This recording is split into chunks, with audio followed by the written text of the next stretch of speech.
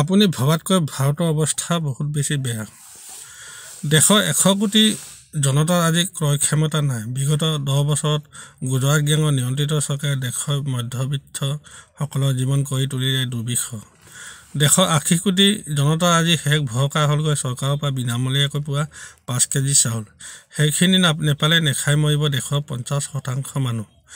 2014 চনলৈকে ভাৰতৰ দৰিদ্ৰ জনসংখ্যা আছিল 40 কোটি। বিগত 10 বছৰত দেশৰ জনসংখ্যা বৃদ্ধিৰ হাৰত 2025ত সেই সংখ্যা হ'ব লাগিছিল 42 কোটি, কিন্তু হ'লগৈ 80 কোটি। অৰ্থাৎ বিগত 10 বছৰত প্ৰায় 40 কোটি মধ্যবিত্ত অৱনমিত হ'ল দৰিদ্ৰলৈ। ভোট বেংক সৃষ্টিৰ স্বাৰ্থত অতি কৌশলেৰে পৰ্যায়ক্ৰমে গুজৰাট গেঙে দেশৰ এই বৃহৎ সংখ্যক নাগৰিকক পৰিণত কৰিলে দৰিদ্ৰত। 2016 চনত বিমুদ্ৰাকৰণ কৰি গুজৰাট গেং চৰকাৰে প্ৰথমটো আক্ৰমণ চলালে মধ্যবিত্তৰ ওপৰত। ঘৰৰ চুঙাত সাঁচতীয়া ধনকেইটাও মধ্যবিত্তই জমা কৰিবলৈ লগা হ'ল বেংকত। সেয়া মধ্যবিত্তৰ বিপৰ্যয়ৰ আৰম্ভণি। তাৰপিছত এটা জাতি এটা টেক্সৰ নামত গুজৰাট গেঙে দেশবাসীৰ ওপৰত জাপি দিলে GST অৰ্থাৎ গব্বৰ সিং টেক্স। ফলত সকলো সামগ্ৰীৰ অস্বাভাৱিক মূল্যবৃদ্ধিয়ে মধ্যবিত্তৰ জীৱন নিৰ্বাহৰ ওপৰত পৰিল গুজৰাট গেঙৰ দ্বিতীয়টো প্ৰহাৰ। গুজৰাট গেঙে মধ্যবিত্তৰ ওপৰত ষড়যন্ত্ৰমূলকভাৱে তৃতীয়টো মাৰ দিলে ফকতীয়া কৰোণাৰ নামত। সাধাৰণ ফ্লু ভাইৰাছ কৰোণা মহামাৰী বুলি মিছা প্ৰচাৰ চলাই মাহৰ পিছত মাহ দেশত লকডাউন ঘোষণা কৰিলে। ফলত দেশৰ 5 লাখৰ অধিক ক্ষুদ্ৰ আৰু মজলীয়া ব্যৱসায় প্ৰতিষ্ঠান বন্ধ হ'ল। দেশত বিভিন্ন খণ্ডৰ পৰা কৰ্মসংস্থাপন হেৰুৱালে 3.8 কোটি মানুহে। দেশৰ উৎপাদন খণ্ডত GDP অৱনমিত হ'ল 16% পৰা 13%লৈ। দেশৰ উৎপাদনৰ GDP নিম্নগামী হোৱাৰ লগে লগে তাৰ প্ৰভাৱ পৰিল ভাৰতীয় মুদ্ৰাৰ ওপৰত। বিশ্ব বজাৰত ভাৰতীয় মুদ্ৰাৰ অস্থিৰতা আৰম্ভ হ'ল আৰু মাথো 4 বছৰৰ ভিতৰতে 17% কমি আজি ভাৰতীয় টকাৰ 1 আমেৰিকান ডলাৰৰ বিনিময় মূল্য হ'লগৈ 87 টকা। গুজৰাট গেঙৰ নিয়ন্ত্ৰিত চৰকাৰৰ প্ৰতিশ্ৰুতি আছিল চৰকাৰে বছৰি 2 কোটি নিবনুৱা সংস্থাপন দিব। সেই হিচাপত 2025 চনলৈ কেন্দ্ৰীয় চৰকাৰে সংস্থাপন দিব লাগিছিল 20 কোটি নিবনুৱা। কিন্তু বিগত 10 বছৰত ভাৰত চৰকাৰে সংস্থাপন দিলে 1 কোটি 17 লাখক। সংস্থাপন খালে 5.26 কোটি মানুহৰ।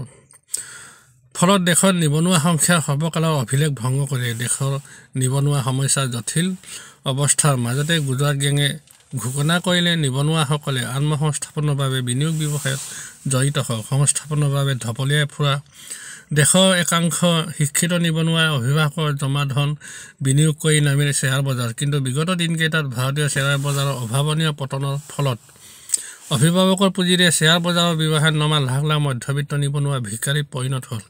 মোদী ৰাম ৰাজ্যত অনিশ্চিত হৈ পৰিল লাখ লাখ মধ্যবিত্ত নিবনুৱা যুৱক যুৱতীৰ লগতে পৰিয়ালৰ ভৱিষ্যত। এয়া মধ্যবিত্ত ভাৰতীয়ৰ আজিৰ তাৰিখৰ অৱস্থা। গুজৰাট গেঙৰ 2 নম্বৰী কাম-কাজৰ কুফল দেশত মধ্যবিত্তই ভোগ কৰা প্ৰভাৱ অতি বেয়াকৈ পৰিছে দেশৰ উদ্যোগ ক্ষেত্ৰত। শুনি আচৰিত হ'ব, দেশৰ 8খন মহানগৰী ক্ৰমে দিল্লী, মুম্বাই, কলকাতা, চেন্নাই, হায়দৰাবাদ, বাংগালোৰ, লক্ষ্ণৌ আৰু জয়পুৰত নিৰ্মাণ সম্পূৰ্ণ হোৱা 10 লাখ ফ্লেট পৰি আছে বিগত এটা বছৰে। 2024-25 বৰ্ষত ব্যক্তিগত ব্যৱহৃত গাড়ী বিক্ৰী কমিছে 40%, বাইকৰ বিক্ৰী কমিছে 28%।